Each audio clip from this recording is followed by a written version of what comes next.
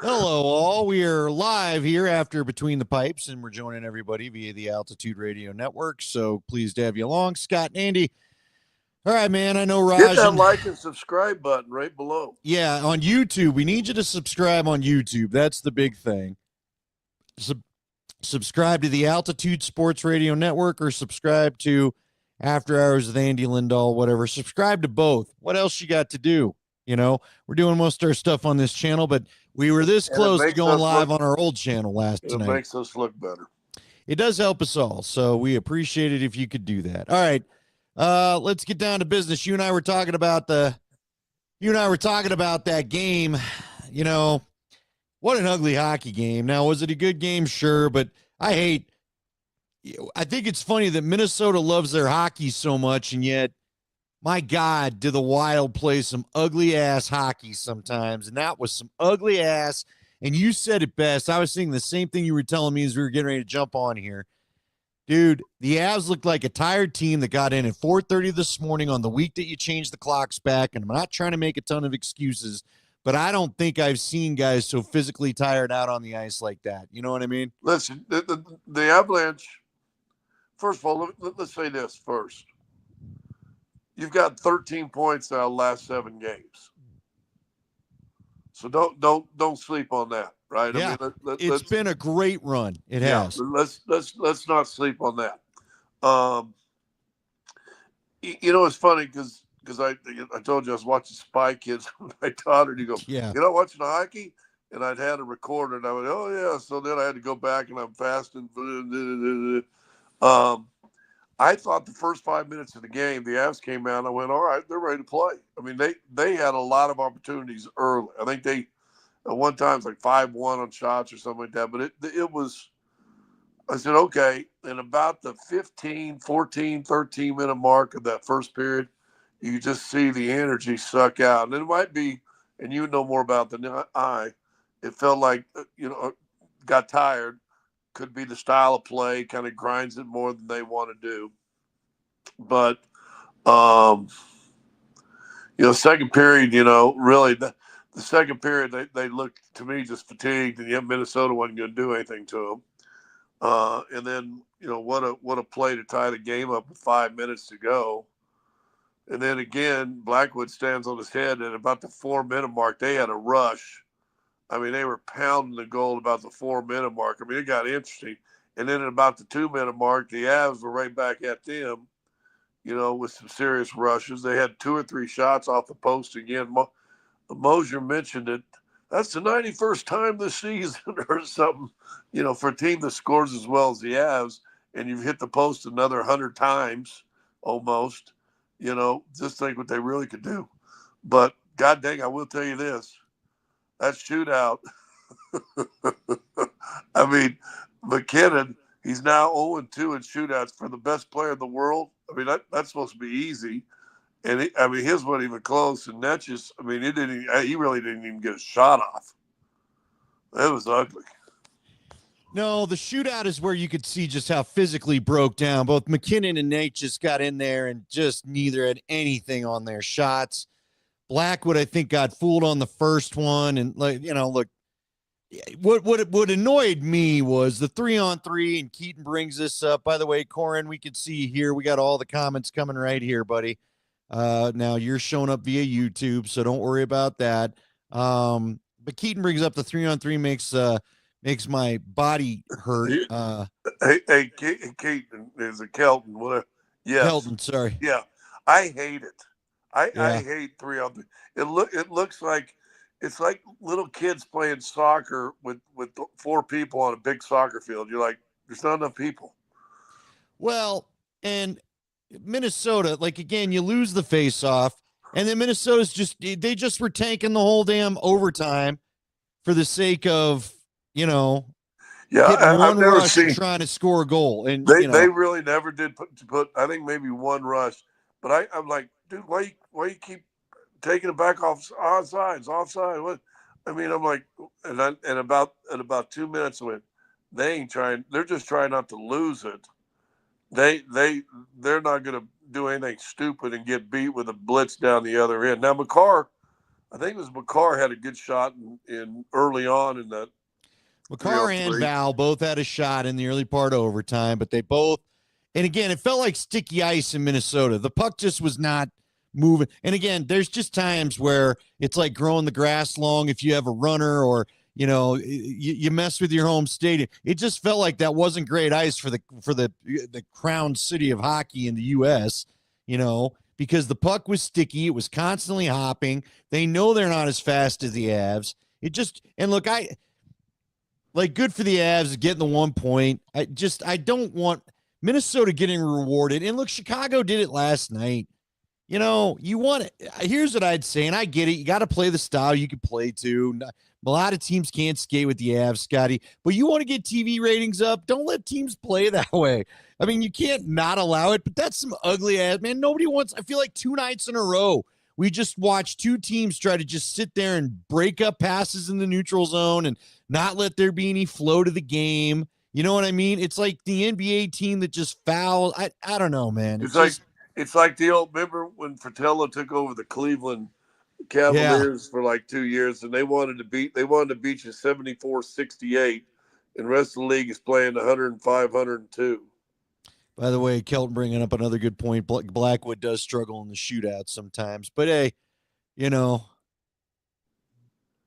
don't know, man. It is what it is. I'm gonna let it go. They were tired. I could tell they were tired. They had a rough go. Like I said, week of daylight savings. You were telling me how tired you guys were in Oklahoma City. What do you think overall, though? Look, man, I'm excited to watch the Avs play hockey after the trade deadline now every time they're on. I really am. And I'm going to tell you what, now your expectations, because I said it this, after that homestand, and listen, I'll take a point. I will too. They gutted that one out, and it was not their style all night, so I'm with you. Listen, the Nuggets this year are 12-1 in back-to-back, 7-0 on the road. That's unheard of. That is where does that come from? Numbers. But it's different. Denver's last back-to-back, let's be honest, was easy because you didn't travel. You played a game at noon. You went out and had dinner. I went and had dinner with some friends from Denver that were in Oklahoma City. Their son had turned 21 over at OU. Is about an hour drive, 45 minutes. And so they came to the game, and we went to dinner, 5:30. Then you get back to, you have a regular day, regular evening and everything. So that back-to-back's not tough. And you're 20-something years old, 30. You're an old guy. Do we guess start looking at Joker as an old guy at 30? But, you're not traveling and all that stuff. You're playing 2 days in a row, but, these guys work out 2 days in a row. Whatever. But it's the travel. It's the Avalanche playing last night, a gritty game, and then you got to get on an airplane. In fact, we got in. We walked off the plane about 11:30, and there was an Air Canada plane leaving about pulling out of because we all leave at Signature, leaving at about the same time. And I was like, "What was it?" And I went, "Oh, the Avs play it back to back. I wonder if that's the Avs plane just taking off." And Mosier and Riker mentioned in the broadcast they get into the hotel at 3:30. And you lose an hour. And that was a tough thing for that Sunday afternoon game for Denver is you get into Oklahoma City and you lose an hour, right? You take off at, what time did it take off? We take off at 2. You're supposed to land there at 4, but it's 5:36. Now you get to the hotel. Then you turn around, you got to get up in the morning. Well, all of a sudden that was, Daylight savings day. And in reality, 24 hours early, we were on a bus, which would have been 8:30 in the morning back in Denver. Now players ain't used to that. I'll tell you that. Right. And you and I were talking earlier tonight. It's just amazing to me in a league that, the NBA wants better national ratings. The NBA, the NHL wants better ratings. The NHL, the NBA is king of this. We want our players to play, the great players to play at least 65 games, and we want this. And they're real demanding. I was told there was guys that wanted, I don't even know if I can say this stuff, but there was guys that if you don't show up at the All-Star game, we're going to fine you $100,000 to suspend you. We're doing this for our fans. If you're going to go that hardcore, and I guarantee you the NHL's the same way. Where did Bettman break his, cut his teeth in the NBA? Cut his teeth in the NBA. Then why are you playing back-to-backs at all? Well, yeah, I'm with you, but they should be rare. I mean, Denver, like I said, Denver's 12-1. That means they've already played 13 back-to-backs. They got one this week. They're going to play 3 and 4 nights. They play tomorrow, Minnesota, Friday, Lakers. The Lakers. 2 highly emotional, going to be hard games. And then, then we would come back and play Washington Friday. And then, by the way, get on the airplane and go on a 7-day, 4-game trip. And, and after you play in Houston on that next 2 Sundays from now, come back, you're going to play Chicago on Monday. Right. So that's going to be their 13th and 14th back-to-back already. Why? Well, look, I don't have a good answer for you because guess what? I asked this to Berto on the show today because Nate's out doing Mountain West basketball. How is it the Lakers this deep in the season still have 2 games in hand on the Nuggets? Have they not been playing back-to-backs? Because that's my guess. You ain't been making the Lakers play back-to-backs, have you? Because you want to. And until this year, the Lakers and Clippers played in the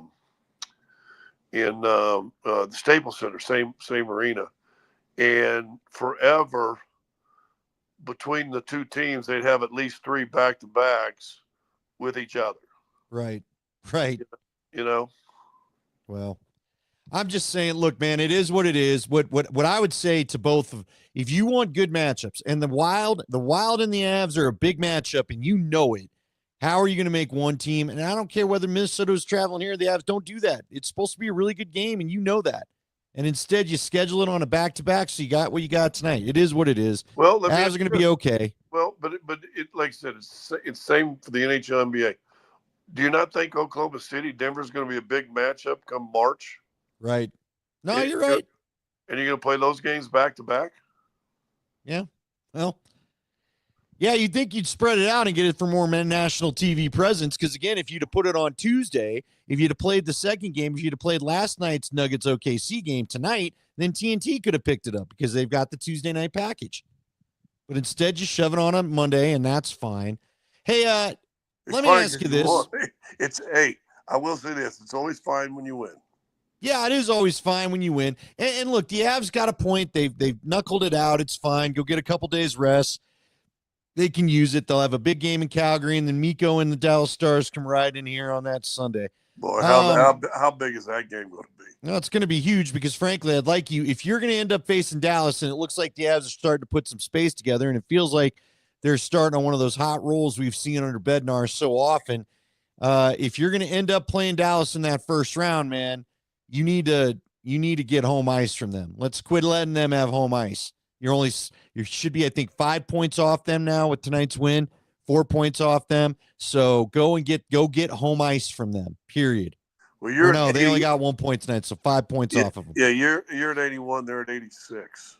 Yeah. So, but go get that home ice, man. Go get that home ice. Don't be letting Dallas, because Dallas will pull the same stuff. I mean, this stuff's been going on forever, where they'll have a softer blade of ice too, because they're not as fast as the Avs. The Avs are just going to deal with that. So we'll see. Hey, Sunday's game is going to be fun. I don't want to I'm going to ask a question because I think it needs to be said, but I don't want to get too deep into it. I'm not trying to go political here because you and I don't do this on the podcast. Are we getting to another toxic point, though, with this MVP race between Joker and SGA? This is starting to feel like back when it was Joel Embiid and Joker, where I think you can figure out what side everybody's on as far as who they're seeming to hype. And ESPN is definitely on the side of SGA. Michael Wilbon popping off that SGA should be the MVP no matter what Joker does. Stephen A. Smith yelling at the top of his lungs, I'm not going to have this again. I'm not going to have this again. SGA deserves the MVP. Dude, when you look at the complete game of Nikola Jokic and what he truly is to the second best team in the West right now, I don't know how we can be having these conversations, but it feels like it's headed towards a toxic state again. Well, but I told you that I guarantee if people can go back and archive some of our past podcasts, I told you that a month or so ago, at least, that they were going to. This was SGA's, and this was when Joker, I think, even was a favorite. It feels just like that year. Um, ESPN pushed Embiid over the top. Oh, but there's no doubt that. And I'll say the same thing about the SGA that I said about Embiid. And Malone mentioned it last night in the postgame. You don't have to kill one dude to prop up your other dude. right. And they were killing Joker to prop up Embiid, and you don't need to do that. And you can't do that anymore. They finally realized, yeah, okay, this guy is pretty legit. He's done it now for 9 straight years or whatever it is. They're going to give it to SGA, and that's Which, okay. frankly, for me is fine. Whatever. SGA is the best one-on-one scorer in the NBA today, in my opinion. He's better than Steph Curry right now. And Steph Curry's still the best shooter and all that, but I'm just telling you. And Steph Curry's got mad, stupid handles too. But SGA's about 3 inches taller, and I think he may even have a better mid-range game than Steph does. But he's the best one-on-one scorer in the league. But what I would say to all those people is he's a scorer. Right. And if that's what your MVP is, then vote for him. That's fine and dandy. And even some of them, in fact, Malone asked one of the ESPN guys was at our game yesterday, and asked, well, they're in first place in the West and they're playing so good. Do you take record into account? And Malone said, do you remember the year Joker lost the MVP? And the guy kind of looked at him and goes, we won the West. we were first place in the West. And Embiid wasn't. Remember that? They weren't first place in the East. We were first place in the West. And there's some to it. I think, I think someone told me, and I don't know this verifiable, but it's like 23 to 18, 18 times in the MVP when they started giving out the MVP were from teams that weren't in first place. So it's nearly identical. It's like 18 to 23, 18 to 22, something like that. But whatever. It really doesn't matter. I saw an unbelievable stat. You've probably seen it too. I know Nate has that. They put what's our guy that does all the stats for us and stuff. Oh yeah, Dan Hyatt. Dan Hyatt had a stat that the non-Nikola minutes, Denver is the second in efficiency or points or however they rate it. Second worst team in the NBA with him off the floor. Only team worse is the Washington Wizards. So basically, Denver's a lottery team without Nikola, and they're second in the West with him. And you and Berto talked about that today. SGA, when he's off the court, there's still a plus something, and they would be in the top 10 offenses or winning teams or whatever percentage, however they rank that. They'd be in the top 10. In fact, they'd still be, even without SGA on the floor, they're better than the Lakers. How about that? I mean, so that means you got a hell of a team, and good for you, tip of the cap. But yeah, so this argument that look at all those wins, I will say this and give Sam Presti and the Thunder a big credit. They haven't had to deal with a lot of max deals and all that tough stuff like that yet, but they got 2 guys that they're about ready to have to pay. And Williams made his first All-Star game, so he's going to be up there looking at a Supermax soon. Shea's a Supermax. I think someone said his is going to be up around $290 million. So those winning on comfortable contracts for them, they're about ready to get into that Durant, Harden, Russell Westbrook era again, where maybe we can't afford all 3 of them. But that's about to see what the apron life's about that we've been living. So good luck. So they're going to have to deal with that sooner rather than later. But Listen, he's a great player. He's a He great is, and I player. don't have a problem if he wins it, but I just don't like this. Just because he's on the best team, like you said, that's not the qualifier. If They ought to be. Here's what ESPN does that I think is so wrong. The remember their one advertisement whenever you'd advertise ESPN, the leader in sports, yeah, right? I think you could have great arguments without picking sides. I think you could just blow up both of those guys and say you decide, and I think make it even more entertaining. And then if you want to, hey, and oh by the way, we're forgetting about Giannis. He's averaging 30 and blah blah blah blah. I mean, instead they pick sides. And in the Embiid year, I don't think it's as bad this year. But in the Embiid year, they would almost go overboard not to show Nikola do anything, and or if he had a tough night or whatever, make sure and highlight that. Well, look at this, you know.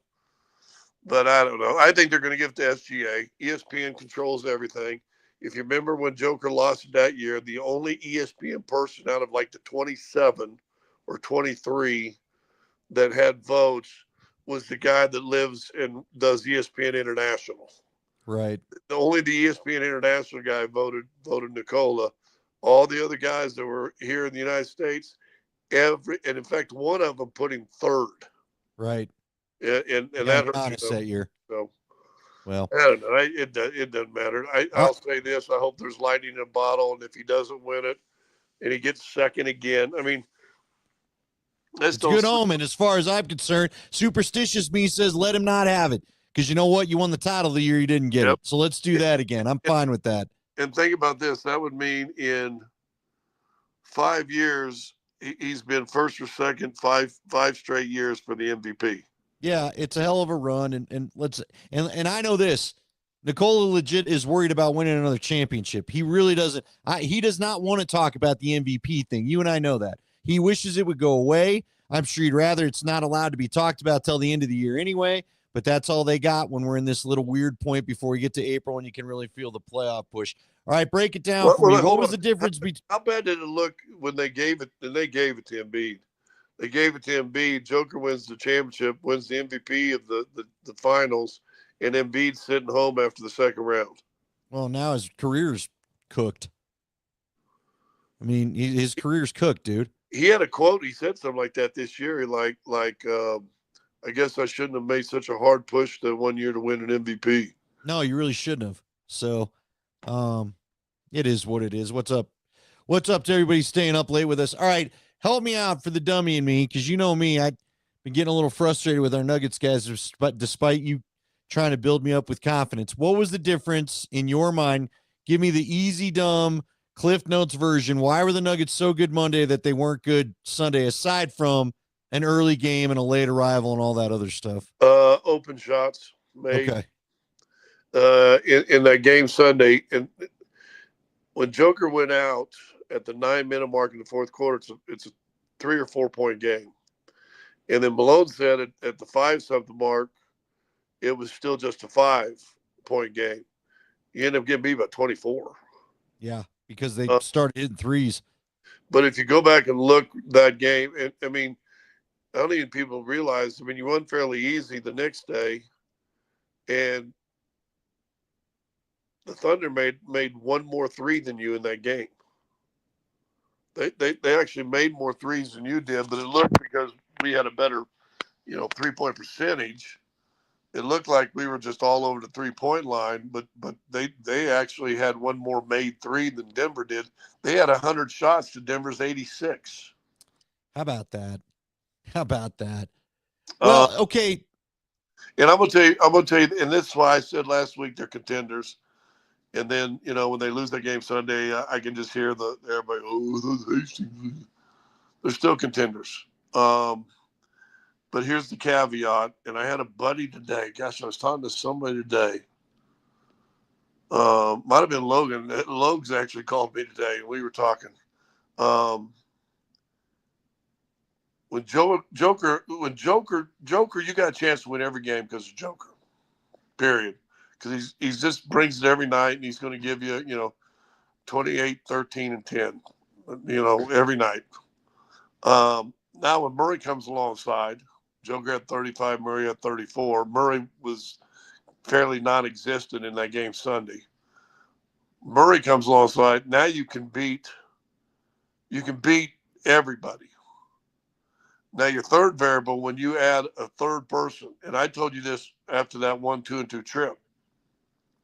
Michael Porter had basically an average game, but he shot an efficient percentage. He made 17 points. Christian Brown's been doing Christian Brown stuff. You kind of count on him now, right? He's going to get you 14 to 16. Now all of a sudden you get Peyton Watson makes 14 points off the bench. So now you add these other pieces. I don't. You cannot lose. I don't. You don't lose games then when those kind of things happen. People don't realize in that game it's not the Oklahoma City Thunder are the number one defensive team in the NBA, and you put 140 on them in regulation. Yeah, Hyatt had a stat about that, about how no team has given up 140 at home this year. Not just Oklahoma City, no team has given up 140 at home. Well, that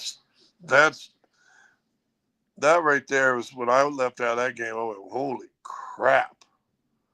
Because it didn't seem outlandish. Now they had, Peyton Watson 4 for 4 from 3, and Porter was just 3 of 6. I mean, that wasn't he didn't have one of those. Yeah, but he wasn't a minus, dude. He was and I'm not all into the big plus minus, but it's the easiest stat for me to pull from the box score. Porter was a minus 33 Sunday and a plus 17 or a plus 14 yesterday. Yeah. I mean, just don't be a minus 33. Jamal was like a minus 14 or minus 17 too. Jamal and Porter can't have the huge negative swing. They just can't. Now with Aaron Gordon's health up in the air, they've got to be consistent enough to just give Joker enough support, right? Yep. So there you go. All right, Bronco free agency. You got your cat crawling on you. Bronco free agency, man. Now listen, free agency's become a deal where you're taking risks on injured players, and that's what the Broncos have done. If the moves work out, I certainly like what they've added to the defense. But I'll tell you this, Scotty, I don't think there's anybody left offensively. I'm getting even Evan Ingram, and I know everybody's getting all – Evan Ingram gets hurt a lot, and he's been a somewhat inconsistent performer. Now, he's the best tight end left, and with Juwan Johnson going to Atlanta today, the old Saints tight end, everybody thought the Broncos were going to go get. You may just have to wait till the draft, but I like what they've done. There's no need to go spending crazy money on a tight end in my mind. If Ingram wants to come here for the right price, fine. If not, good luck.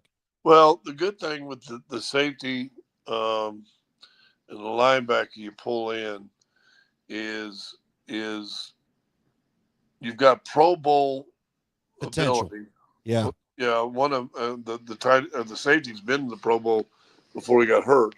But then he tears an ACL, then comes back and then rips up ligaments in his wrist. The other guy, the only thing I knew about him was going flashback to the Super Bowl, trying to run onto the field and blows his Achilles out before taking a snap. Hey, I'll send you a highlight. Greenlaw, the linebacker, Dre Greenlaw, homeboy, he had a play that saved their season that year against Seattle. Running backs running in for a touchdown. It was either running back or tight end. He meets him at the goal line in the last seconds of the game. They collide, and he keeps him out of the end zone. Greenlaw is Al Wilson, but bigger, man. You're going to love Greenlaw if he stays healthy. Yeah, Greenlaw is a football playing Jesse, as our buddy Mark Schler says. And like you said, Greenlaw is a badass. But they also didn't pay like stupid money for him. It doesn't feel like it's money if they, are still kind of hurt here and there, maybe, and you can get anything out of them, you'll be okay. But you didn't have to bust the bank. But if they are healthy now, then that was two good gets at a good price. Listen, I will say this. I don't think he gets enough credit. I really do think George Payton does a nice job. He's not flashy. If you're a fan who wants flashy, then we may have the wrong general manager. But he ain't afraid of a budget. And he ain't afraid to let's go. Let's see what we're going to get. We talk about, and Bo Nix was fabulous, and we gave Sean Payton all the credit for the Bo Nix draft. there's two or three other guys that they picked up. How about Vele coming in the, was he a third or fifth rounder? I mean, any good? Hey, man, their drafts have been good. They've had contributors. Their free agent signings have been savvy the last couple of years and I think the cap stuff's helped them not go too nuts. Okay, listen, whether you want to admit it or not, Ben Powers and Mike McGlinchey are very good players. They're also overpaid. Zach Allen. Now Zach Allen's outplayed his contract, but that doesn't happen too often. You're often over. Jeff Legwold says it all the time, and it's true. Free agency, you're paying for the player's best year for another team. That don't mean he's going to come have that year for you. Zach Allen's one of the guys you're trying to get because he's outperformed what he was for the Cardinals, or they never would have let him get away. They'd have franchised him. But, Powers has been good. McGlinchey's been good. Neither's been great. Neither's been all pro. Neither's been the best offensive. Quinn Miners is your best offensive lineman. And Garrett Bowles has probably got a word about being the second. And how'd you get Quinn Miners? You drafted him and you developed him. So in the third round, no less, under George Payton. So, and look, hey, man, George, the whole Pat Surtain draft in 21, George was doing pretty good. He got Surtain, and Javonte looked like he was on his way to being an all-star till the unfortunate knee injury in Vegas. So they've done a lot better. Who's your opposite corner? Oh, dude, Riley Moss. How did he get here? He was drafted. Hey, listen, how many drafted players did Leggy was telling all the shows. Jeff Legwold was telling all the shows. 14 drafted players on that Eagles roster. 20-some drafted players on the Chiefs roster. You don't build Super Bowl teams overpaying other teams' guys. You build Super Bowl teams by getting cheap years out of your rookies. Look, the reason why I won't argue with DMAC that the Broncos could be in a Super Bowl window if things go right is if Bo Nix gives you the power of a rookie quarterback contract, the most expensive position that you'll have.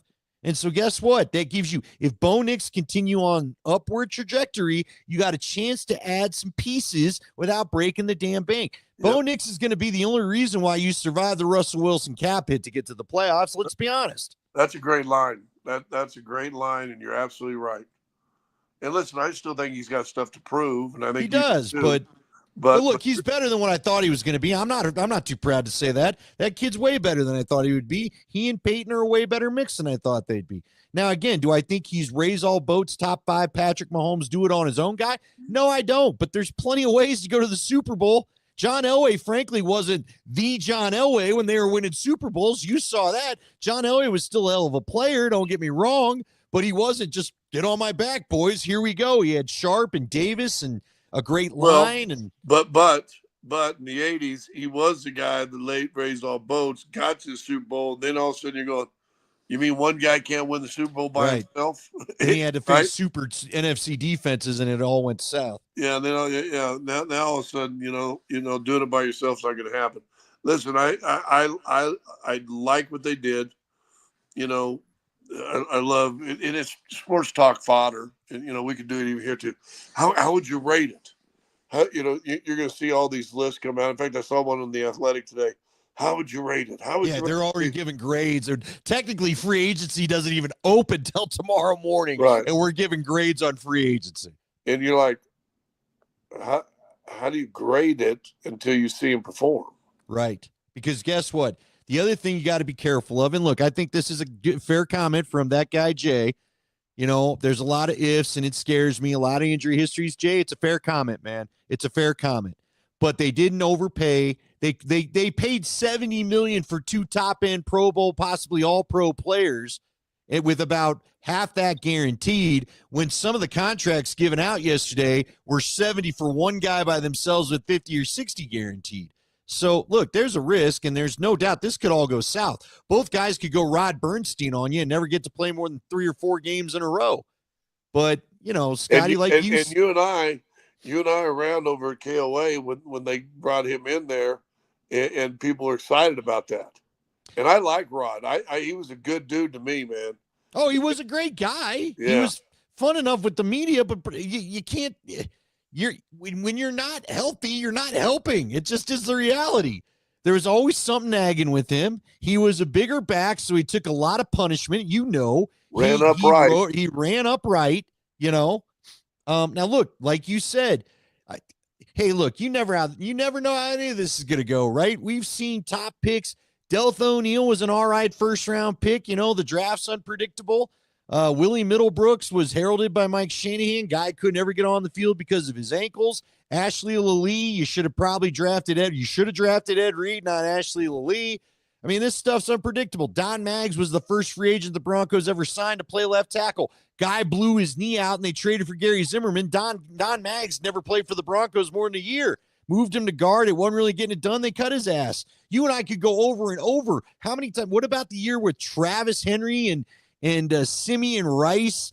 Daryl Gardner. We could go through a litany of bad free agent choices, but what was the cornerback, safety cornerback that we got? Yeah, Dale Carter. Dale Carter, who they cut Atwater for. Mark Schlereth has told you and I, Dave Diaz-Infante, Brian Habib, were all sitting around a table as we were all in San Diego for that infamous Super Bowl. We all went and covered. So I'm sitting there with three old offensive linemen, and they were all just telling me stories from back in the day because they knew I was having a blast hearing them. And Habib, Schlereth, and Doc all agreed that the day Shanahan lost the locker room was when he cut Steve Atwater so they could sign Dale Carter, because Shanahan had preached in the locker room Dale Carter could never be one of us. And then once he made him one of them, it took Shanahan, they said it probably took Shanahan 3-4 years to get the locker room back. We played in Kansas City when Carter was in Kansas City, and I think it was one of the games we won there. And I'd got out and got on the bus, and the buses all leave together. There's like 5 buses, right? And we're sitting out, and right beside the bus I was in the last one, is a black limousine. Oh, that's kind of interesting. All of a sudden, the doors open. It looks like a Cheech and Chong movie coming out of the back end. Smoke is rolling out of the back end of it. I won't tell you the Bronco that came out, but it was Dale Carter and like one or two of the Bronco players. I bet I could guess a couple of them. Yeah. I think I worked with one of them. Maybe one of them you like his sandwiches. I mean, you like the meat in the sandwich. Sure. And I was like, dude, why would you have a guy here that's sitting there getting stoned in the parking lot after a game? I mean, go home. I don't care if you do that. No. Go home. It was. But I think it was the next year they brought him in. So that might have been that second Super Bowl run.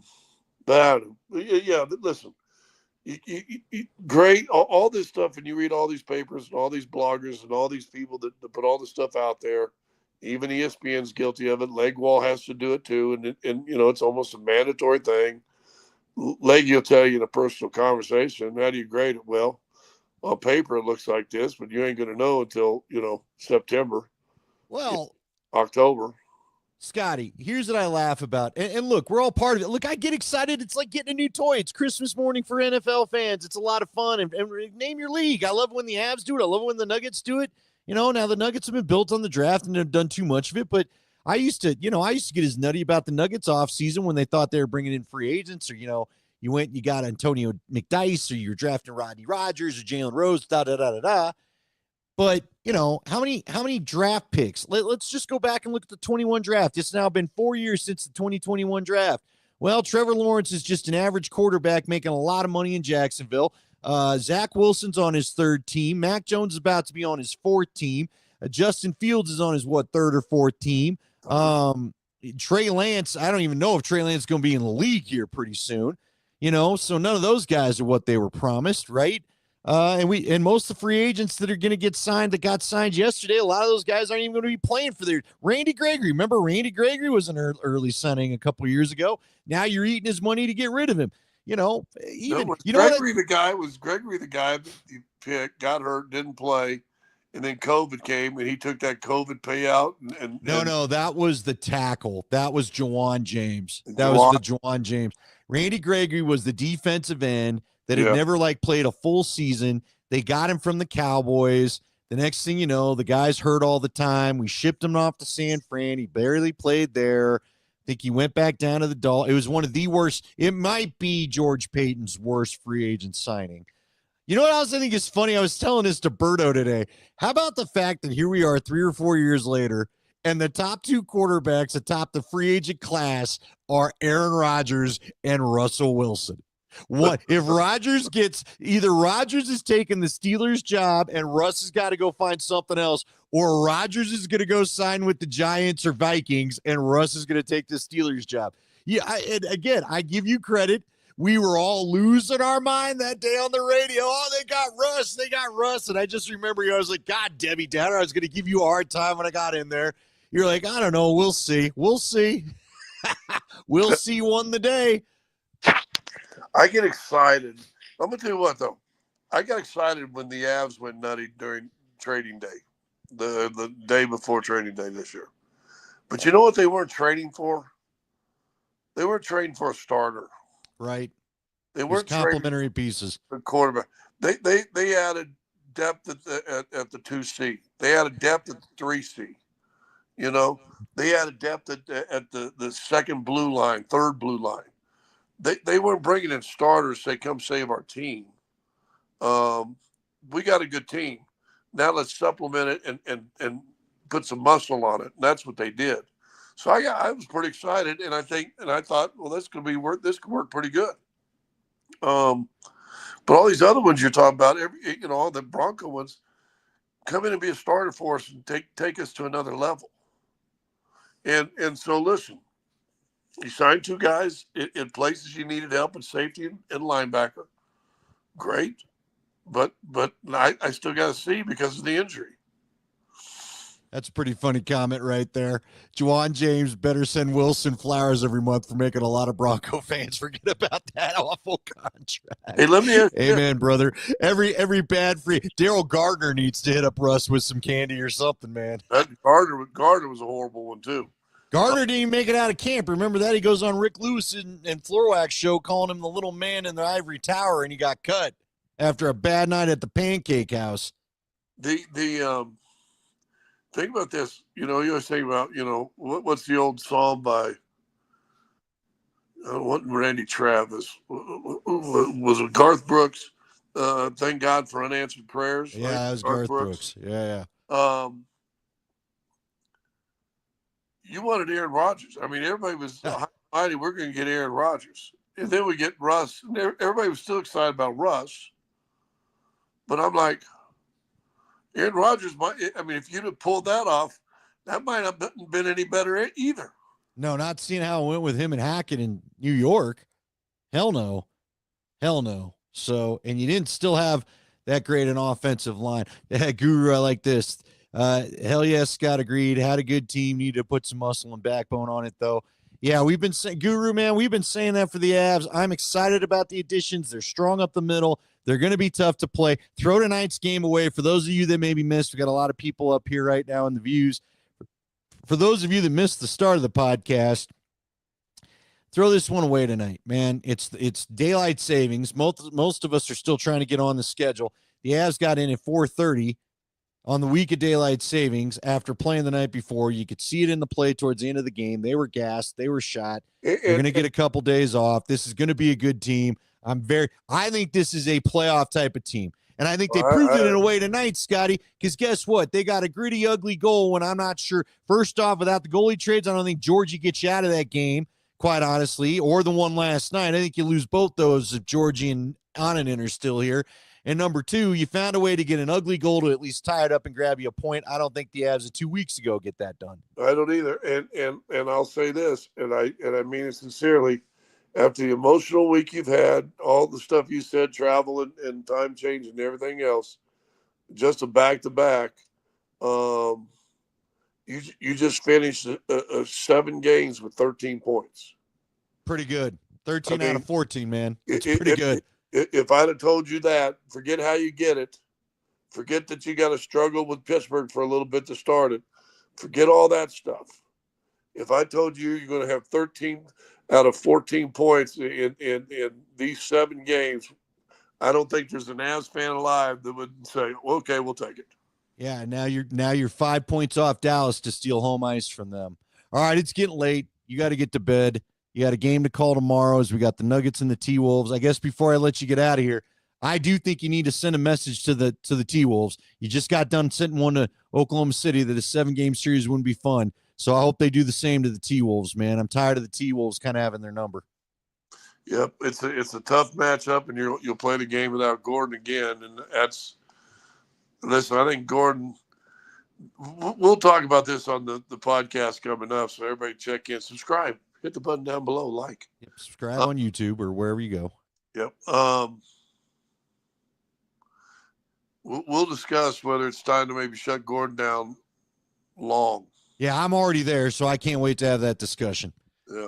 I'll just tell you right now, you need to come with a case for me that he should play again in the regular season, because right now this thing just keeps happening too often.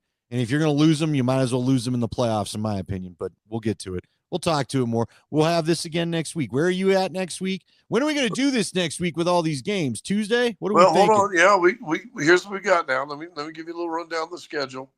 We got Minnesota tomorrow, Lakers on Friday. Saturday we play Washington, I believe. There's a cap. Yep. Play Washington. Leave Sunday after that Washington game, so 3 and 4 nights. San Francisco on Monday. L.A. on Wednesday, so I'll be in L.A. Tuesday night. We can do it Tuesday night from L.A. Friday night in Portland. Ugh. Sunday night in Houston, and then back home Monday for Chicago, I think, comes in on Monday. Man, you can't be losing those Portland-Chicago games. That triggers me a little bit, but we got it. We got a ways to go. You got 2 Laker games in between now and then. So hopefully they beat them, and ESPN has to call. Well, you got, other than, you got Washington on a back-to-back. I mean, the games you really need to win, obviously, Washington and Chicago, but you got to play them back-to-back. Right. You got Minnesota, Lakers twice, Golden State, Houston, in mixed in there. So 5 of your next 7 games are all playoff teams. Fixing to find out, as Gary Kubiak once said, man, but that's all right. That's all right. All right, we got I think a high of, not you and I got a ton after the playoff games last year, but for just a normal podcast, that's a pretty good number for viewership. We appreciate everybody jumping in here and saying hello tonight. Thank you for still being awake and responding to our text message. Yeah, Kevin Shockey got us set up on this. Otherwise, you'd have been looking for my channel. So anyway. All right, man. We'll talk to everybody on the radio tomorrow. And don't forget, hey, real quick, I should mention from today, Nuggets playoff push is going on. And every Tuesday on Altitude Sports Radio, we're giving tickets away so you can go and watch these games. We all the shows gave tickets away today to go to the Minnesota game that's coming up tomorrow. We're going to do another one next Tuesday, so make sure you're checking in and winning those tickets, because we want you to get out there. Look, and by the way, Friday night, come on, man. No more Laker fans in the building like the last time these clowns came in here on a Saturday night and had a little bit of a presence. None of that, man. Let's go, Denver fans. Let's do that. Okay? Keep them out of the damn building. They're like Raider fans.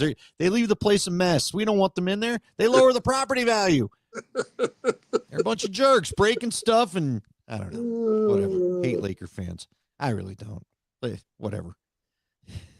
I think I hate Raider fans more. I've seen more fights with Raider fans anyway at the whole mile. We got to come up. Raiders fans. Who's the guy for hockey? Dude, there's too many of them, but Dallas is up there. It's easy to get the hockey rage turned on, Scotty. I hate Minnesota. I hate those clowns ruining the game tonight. What are you doing? What are you doing? Nobody wants to watch this hockey. Your fans were booing you. Your own fans were booing your stall tactics in overtime, you idiots. God, you suck. But the Red Wings still get my blood boiling. I hate the Red Wings. I hate the Vegas Golden Knights. I hate Dallas with a burning hot passion of 10 Suns because I hate St. Louis. I don't know. I don't know if I like anybody else in hockey. The hell with all of them. If you're in the Western Conference, I hate you. I hate you. How about that? Good night, all. We love you. Good night.